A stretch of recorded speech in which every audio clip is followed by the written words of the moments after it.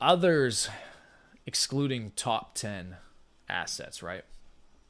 What the hell is this? Oh, that's a fib. So here's some context for the broader market as well. Okay, so many charts on a higher time frame in crypto are in this massive 4-year reaccumulation range. Okay, this is an important piece of context that I don't see people looking at, that I'm at least becoming more and more aware of. So if we look at Bitcoin, I just want to show people an example. So let me show you something here, gentlemen. Okay. So this is in log. Let me get all these drawings out of the way, and I'm going to show you guys something very interesting. Oops. Okay. So let me get this big fib. Where's the big ones? There it is right there. Okay. So we've talked about this before. We can choose to look at Bitcoin like it's in a massive 4-year reaccumulation range from the previous cycle. And then this first fib, the 1.618, is at $173,000. That's where I expect us to at least start topping out or have a mid-cycle correction on Bitcoin if it does continue higher than 173,000. Okay, that's on a 4-year time frame. We just broke out of that 4-year reaccumulation range. When you reaccumulate for 4 years, that first breakout move is not going to be a small move. This is not the end of Bitcoin here at 95,000. This is just quick little pause, bang, we're sending up to 173,000. Ethereum, look at this on a logarithmic scale. We're doing the same exact thing. Look at this. 4-year reaccumulation range. This one hasn't broken out yet. Bitcoin's the first one to break out, and Bitcoin's the leader of the market. 1.618 on ETH, 9,000. That's where I expect us to go, at least on Ethereum, okay? In the short term, not cycle top necessarily, okay? So there you go. 4-year reaccumulation range. Solana. Look at this. 4-year reaccumulation range. There's a reason I'm showing all this. Okay, so you guys understand the context.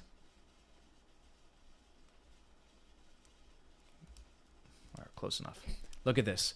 4-year perfect reaccumulation range. Interaction with the mid-range, top of the range, mid-range, bottom of the range, mid-range, come back to the top of the range. And look at where we're getting rejected on Solana. Previous cycle all-time highs, okay? Just about to break out. Same thing on BNB. We could look at it on BNB too, but you guys get the point. Everything's in this like massive 4-year reaccumulation range. So here's the others market cap chart. Okay, so this is crypto total market cap excluding top 10 assets. So excluding Bitcoin, Ethereum, Solana, XRP, etc. USDT, top 10, right? 4-year massive reaccumulation range on the logarithmic scale. First 1.618, 1.3 trillion, which is a little bit under the market cap of Bitcoin right now. So we come up, we have this previous cycle, all-time high. We reject, we come back down to the mid-range, pump back up. We rejected the same level. Okay, we reaccumulate, bear market, come back up. We try again.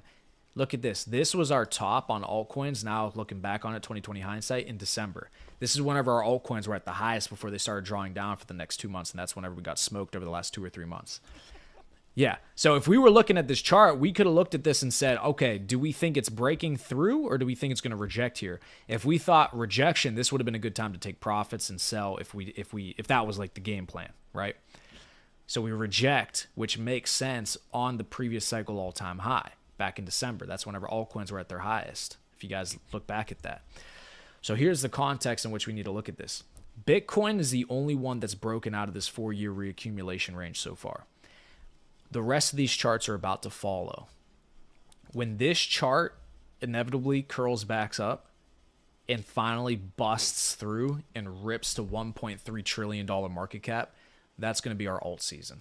That's what everybody's been waiting for. Oh, there's not going to be an alt season this time. What's happening? No, we haven't broken out of the range yet.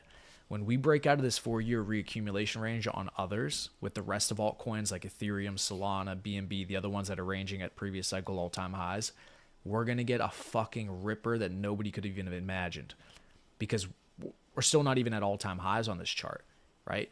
We only traded at the same levels from 2021. We haven't broken out. So I just thought that was interesting that I don't see people really talking about this 4-year reaccumulation range across all these charts. But this is an important point of confluence because when we break out, our shit's going to fly. Yeah, for sure. I mean, it's just funny that some people say, the charts don't mean anything. Crypto's too volatile to try and do TA on. But yeah, when you look at this, it's like Ethereum and others, and there's so many charts that are like this. I mean, Bitcoin, we saw that it broke out of the range, but they say there's no correlation, or the cycles, it doesn't mean anything where we're at cyclically. Crypto is just completely manipulated and so random that you can't actually predict anything. It's like, how can you explain this chart then? How can Right. you explain the Ethereum chart where it hits almost to a T the exact levels that it did before, bounces its head off the ceiling and just gets sent back down? Right. Like over and over and over again, there's the same critical levels that show a bunch of resistance for so many charts, not just one. It's not just Ethereum. Like there's, you can find examples of this all over the place. So yeah, I mean, it's good to see this because yeah, it's showing that there is, confluence, and it's showing that it's a good indicator to use. Right. And it's just funny that people think that way. But yeah, I mean, this chart is almost identical to what we've been seeing on Ethereum, Mm-hmm. um, which makes sense. So, yeah, I mean, I think we're definitely due for a snap out. This is the exact time that we were expecting it to start to happen, was Mm-hmm. February, March, April, May. And yeah, I mean, this definitely looks like it's not going down. So, Right. And so that's the thing that people got to look at this and say, well, do I believe that others never breaks out from all-time highs again? If you don't believe that, then this cycle's over. Then you believe that this cycle is over. And hey, if that's what you think, I mean, you're out of the market and you decide to get sidelined, fine. Now, listen, everybody's got their own opinion. But I don't look at this and say, okay, well, this chart clearly, which in the future, we're definitely going to make sure we pay closer attention to this because that literally called the top on altcoins right at the beginning of December. And so, which makes sense because it's a chart. These charts play. People look at these charts as indicators. Few do, but the people who make money do. So makes sense. We reject right there. Total altcoin market cap hits what it was before, and people psychologically decide to start selling. Okay, fine, de-risk. yeah. Well, I mean, I think too, it's like if you think about how much money's been printed since the last cycle, you think about how many more people have adopted crypto. Uh huh. And a lot of those people that are adopting it aren't looking to invest in majors. They're looking to invest in shite coins that they can make a bunch of X's off of. So, with how many more people have adopted it, how many more altcoins there are now? I mean, there's thousands and thousands and thousands of more projects than there were last cycle. Right. Way more people that can access the markets and are willing to invest in these types of coins. And there's, billions, if not trillions of more dollars in circulation now. So to think that this sector of the market isn't going to be able to set a new market cap all-time high is, I don't know. It's I insane. mean, it just doesn't seem possible at all that it's not going to set a new all-time high Mm-hmm. with how many things are factored, and with how much Trump's been talking about crypto. I mean, he's bringing a lot of attention to it, good or bad, whatever. Right. I don't know if you saw that picture, uh, Trump in the costume. No, what was it? I sent it to you. I texted it to you. People Oh were shit. saying that like we were better off with Gary Gensler in office, and there's this picture of Trump in this fucking costume.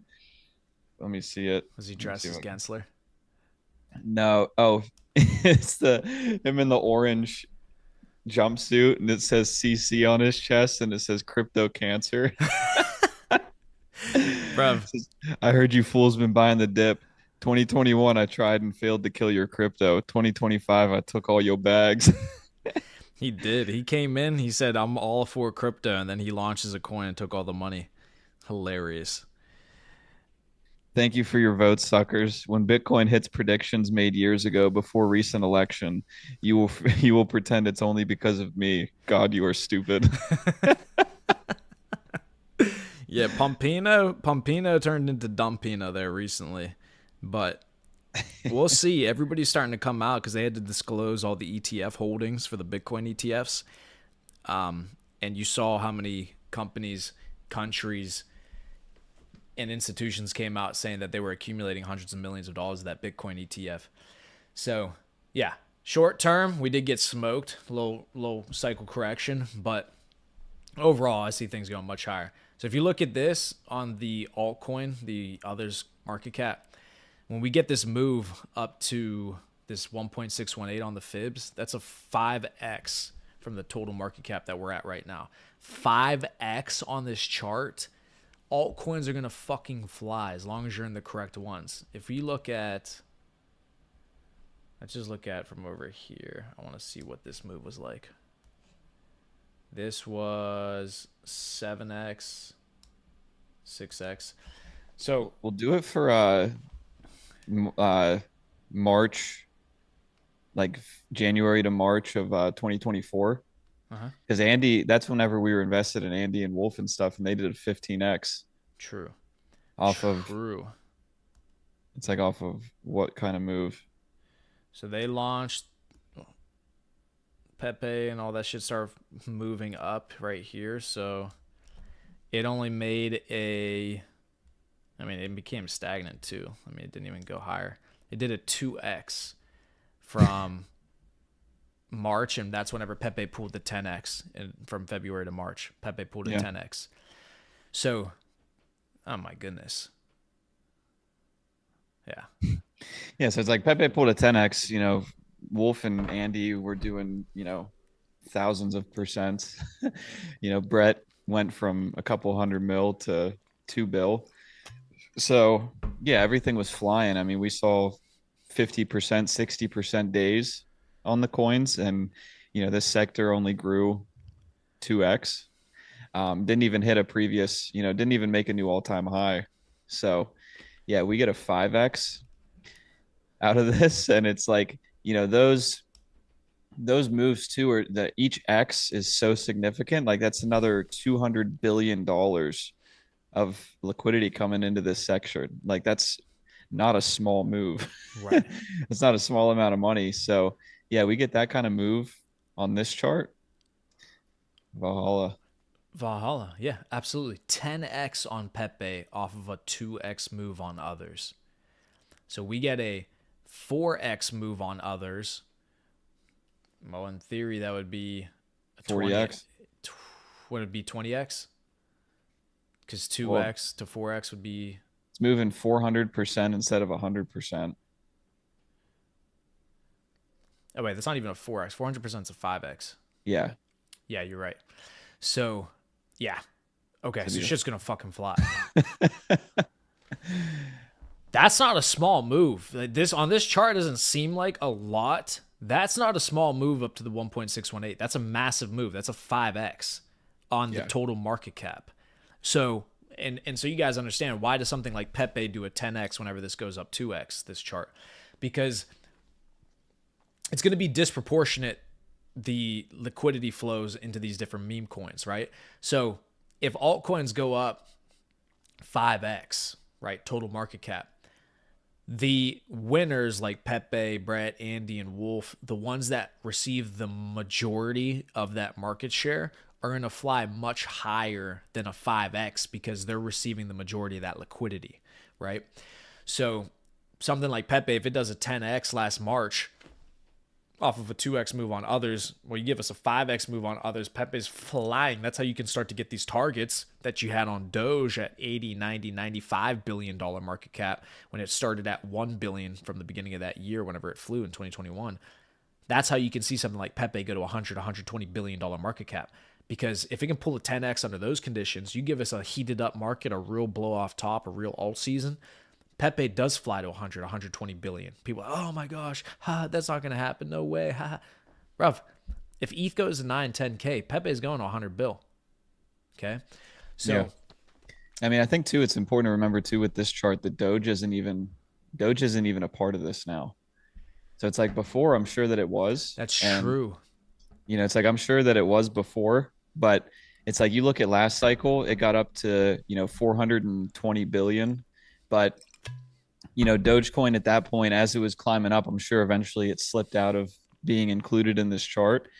But when you think of 400 billion, but, you know, one coin is making up 40, 50 billion of it, It's making up 10 to 15%. Dogecoin's the number 8 largest crypto coin now, so it's not even included in this chart. Exactly. We get a 5x or on this chart without Dogecoin being 80, 90 billion of that.